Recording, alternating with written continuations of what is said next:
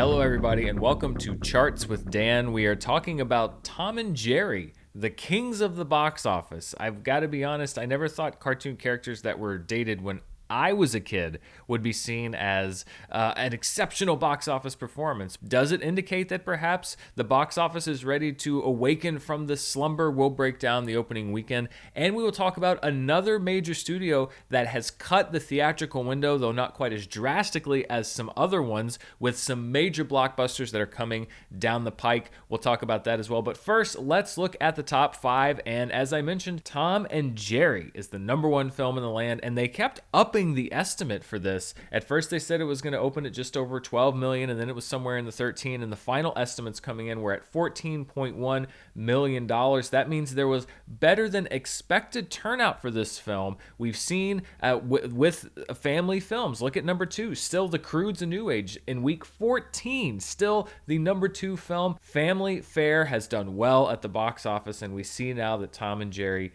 has had a stronger than expected opening. Number 3 is The Little Things in its 5th week. Number 4, Wonder Woman 1984 in its 10th week. The Marksman in week 7 at number 5. Fading fast is Judas and the Black Messiah. It does seem like fewer people are choosing to go see this film in the theaters. Perhaps more are choosing to watch it on HBO Max. It will be rotating off of HBO Max, though, in a couple of weeks. So it'll be interesting to see if Judas and the Black Messiah, which will be in theaters around the time that potentially Oscar nominations are coming out. Daniel Kaluuya is a much buzzed about nominee. He just won the Golden Globe last night. So perhaps it will work in Warner Brothers' favor for there to be a window for Judas and the Black Messiah where it's in theaters at a time when people might be interested in seeing it. We will just see how that goes. For now, it is outside of the top 5. So I mentioned that Tom and Jerry had an opening that was a little bit better than expected. Let's see how it ranks when you look at how films have done since theaters have closed down. So these are the top 5 3-day domestic opening weekends since theaters closed. And number 1 is Tenet with $20.2 million. But I'm going to go ahead and put a big old asterisk next to that, because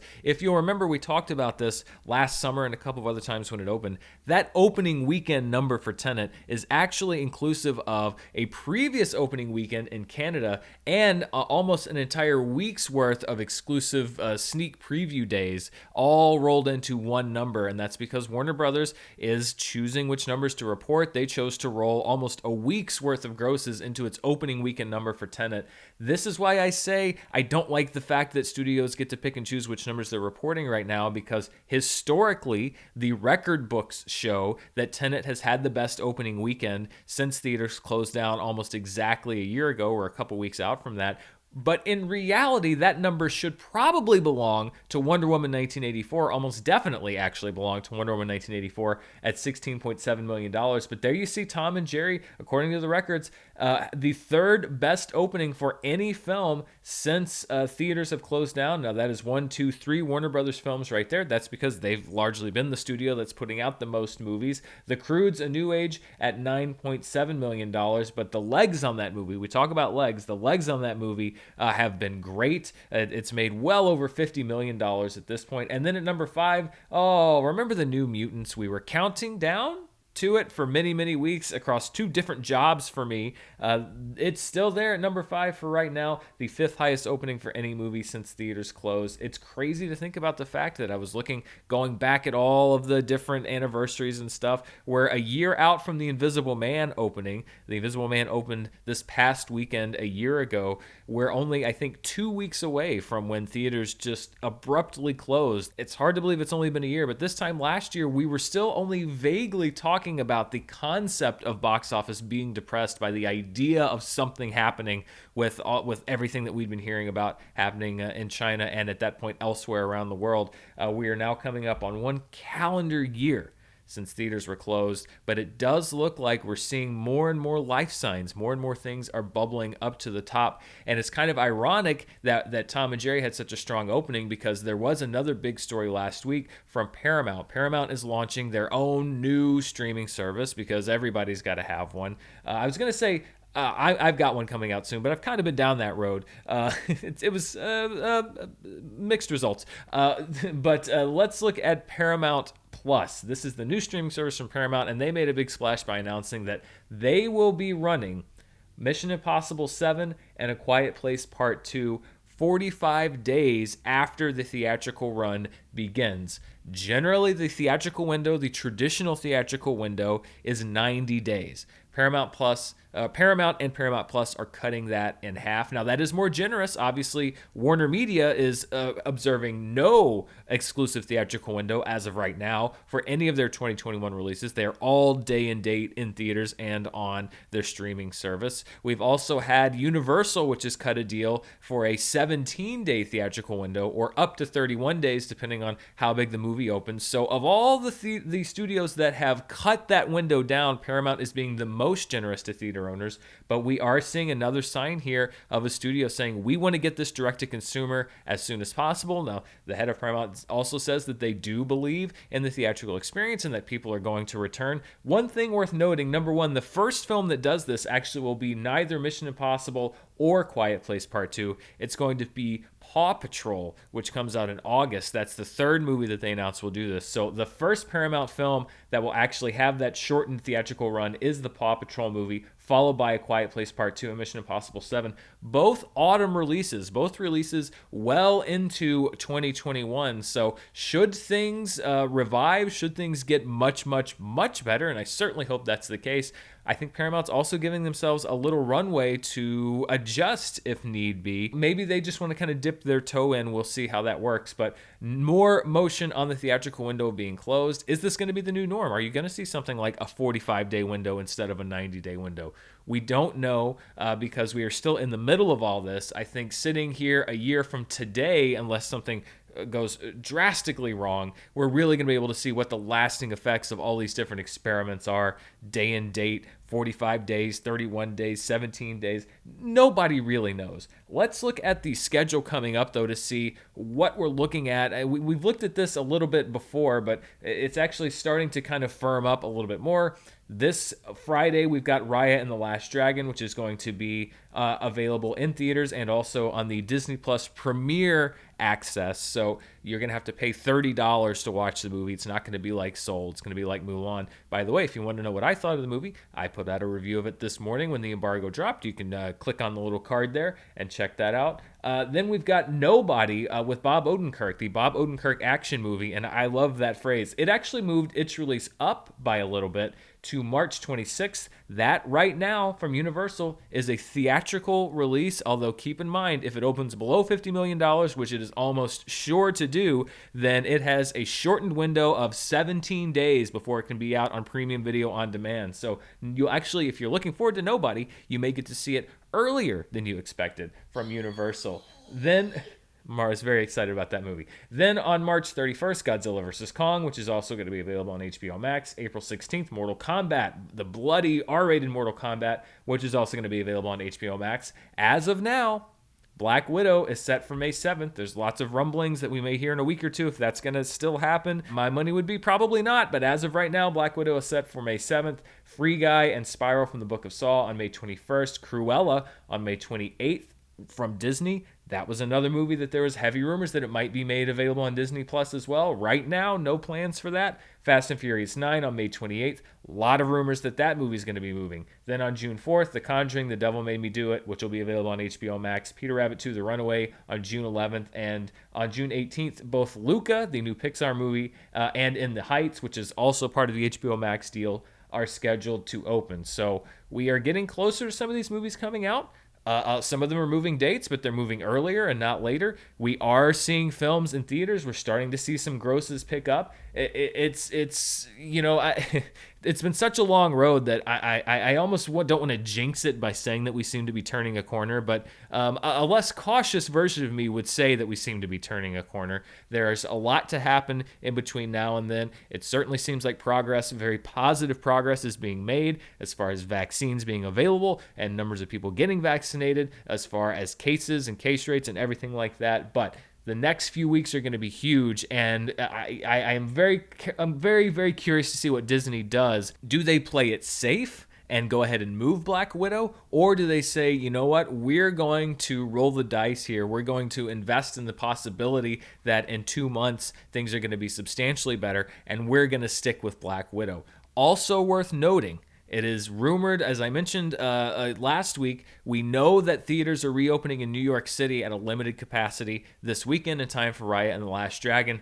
The rumors are heavily circulating in some chains, including Cinemark, say that they are banking on the fact that theaters in Los Angeles will be opening in 2 to 3 weeks, perhaps also, I'm sure, with strict limited capacity, but that is another market that has been completely closed, indoor theaters, for now almost a year. A very, very heavy rumor mill now saying that that will come to an end soon. Let's see what all of this motion this weekend has done to the 2021 domestic charts, and based on the strength of this opening, Tom and Jerry opens their theatrical run with $14.1 million. Keep in mind, this is also available on HBO Max. It is still the #1 movie of the year so far. It jumps everything that's opened already. The Little Things gets knocked down a spot, as does The Marksman and Judas and the Black Messiah. Land is also knocked down to 1. Nomadland stays there at number 6. It has reportedly topped the $1 million mark, although again, they are not reporting. Fox Searchlight is, or I should say Searchlight, forget the Fox now,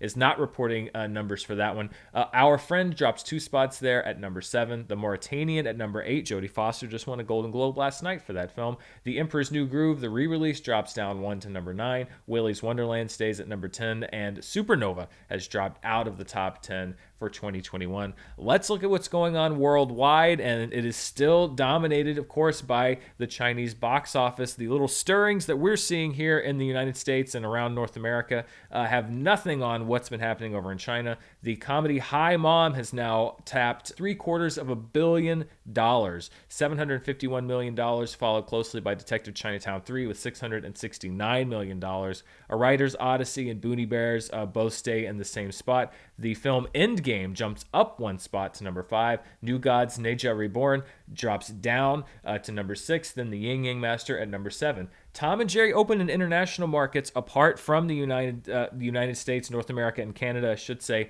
and it is enough for $38.8 million. It did not do as well in China as some had thought that it might do because of the strength of all of these holdover releases, but it's there at number 8. So we do have a studio film from the United States back in the top 10 worldwide chart. Big Red Envelope is at number 9. Master from India is at number 10. So the US and India currently the only 2 countries with a film on the 2021 worldwide box office chart.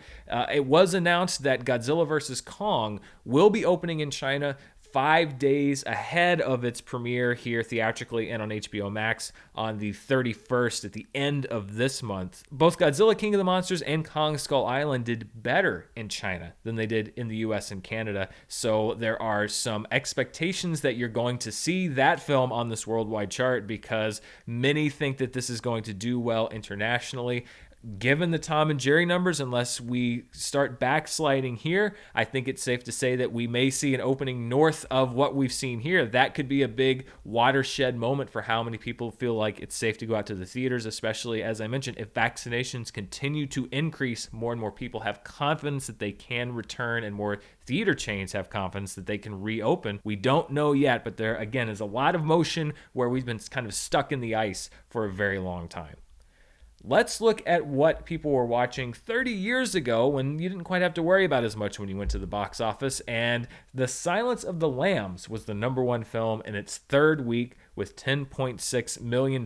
Now, one thing that this chart does not reflect, but that I think is very interesting, is that the 2 previous weeks, so the first 2 weeks that The Silence of the Lambs was open, it actually shared the top 5 with Dances with Wolves, which was in the number 5 spot. So you had 2 Best Picture winners. Dances with Wolves was moving towards winning Best Picture at the Oscars in 1991. Silence of the Lambs would go on to win Best Picture at the Oscars in 1992. Because it's very rare for a movie to come out that early in the year and win Best Picture, it's also very rare to have 2 Best Picture winners in theaters at the same time and in the top 5 at the same time. So even though this chart doesn't reflect that, that is a very interesting scenario that happened back in 1991. At number 2, back March 1st to the 3rd, 30 years ago was Oliver Stone's The Doors, starring Val Kilmer. At number 3, Sleeping with the Enemy, which was part of the meteoric rise of Julia Roberts after having that huge hit with Pretty Woman. This was a thriller, another big hit for her, a big part of her early career. At number 4 is King Ralph with John Goodman, which I feel like is a movie that I know and remember very well, but there's like maybe a 5-year window of people that even know what King Ralph is. He's basically this, schlub who the entire royal family is wiped out. He's the only person with royal lineage left, and so he's elevated to be the King of England. It's really quite something. And then Home Alone in week 16. That's right, 1/6, that is not a typo, 4 months into its run, was still in the top 5 at $4.2 million. Let's look at some other notable moments from the 9th week at the box office in years past. In 1939, Stagecoach, which is a landmark Western, huge for John Ford, huge for John Wayne, huge for the genre itself, considered to be one of the best Westerns ever made, and I'm not talking about the motel chain, came out in 1939. Back in 1986, Pretty in Pink, which was not directed by John Hughes, but was written by John Hughes, came out. Pretty in Pink was a huge movie for a few different generations of teenagers now, although I still maintain that both Ducky and Blaine suck, and Andy deserved better than both of them. Then in 2004, The Passion of the Christ set box office records for an R-rated film. It still holds the record for the highest grossing R-rated film domestically. And in 2017, hard to believe, but 4 years ago, Logan ended Hugh Jackman's run as Wolverine. He seems to be pretty committed to never playing Wolverine again, but you never know. Never say never. As of now, though, I cannot believe that was 4 years ago. It seems like yesterday, and yet thinking back to 1 year ago seems like 10 years ago. Time is very weird depending on where you are in your life. But still some very interesting stuff that's happened on this previous weekend in years past. Let's look at what people are watching at home, and we will start with what people are watching over on Amazon. At number 1 on Amazon, the premium video on demand of Wonder Woman 1984. At number 2, and I'm happy to see this movie there because I think it's a really, really great movie from 2020, Minari, which is available for premium video on demand, has been in theaters for the last couple weeks. You can now rent it at home for that premium price. It is about a Korean family that relocates to rural Arkansas in order to start a farm. I love this movie not just because I live in Arkansas now and grew up here, but because I think it is a really beautiful film. It got several Golden Globe nominations. There's buzz that it's going to pick up some Oscar nominations. If you haven't seen Minari, it is one of my favorite films from last year, and I would definitely recommend that you check it out. At number 3, The Croods: A New Age. The rental window is now open. So you could buy it last week. This week you can rent it, and that is now up in the top 3. Barb and Star go to Vista Del Mar. Premium video on demand is there at 4. People are renting Greenland at number 5. Monster Hunter, people are buying it. It comes in at number 6. The purchase version of The Croods: A New Age, so it takes up 2 spots on Amazon's top 10, is at number 7. At number 8, the premium video on demand of News of the World. And then 2 rentals rounding out the top 10, Let Him Go and Freaky.